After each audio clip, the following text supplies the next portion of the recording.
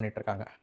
எங்க புரொடக்ஷன் டீம்ல இருந்த அந்த சென்சார் இதுக்கு போகும்போது, அவங்க எதுவுமே சொல்ல மாட்டேங்கிறாங்க. நாளைக்கு வாங்க தரோம், நாளான்னைக்கு வாங்க தரோம். அந்த மாரி எந்த இன்ஃபர்மேஷன், எந்த ப்ராமிஸ் தரமாட்றாங்க. அவங்க இல்ல, இவங்க இல்லன்னு சொல்லி சும்மா கதை சொல்லிட்டு இருக்காங்க. இது எல்லாத்துக்கும் காரணம் சென்சார் போர்ட் கண்ட்ரோல் பண்ண பிஜேபிவா? இப்ப நடக்கிறது எல்லாமே பார்க்கும்போது அப்படிதான் தோணுது.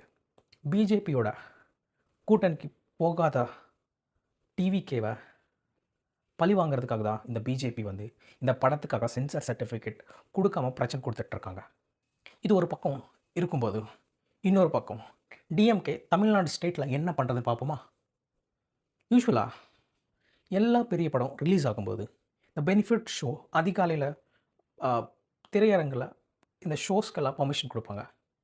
ஆனா, இந்த ஜனநாயகன் படத்துக்கு அந்த 4 ஏஎம் ஷோஸ் இல்லன்னா 7 ஏஎம் ஷோஸ் குடுப்பாங்க.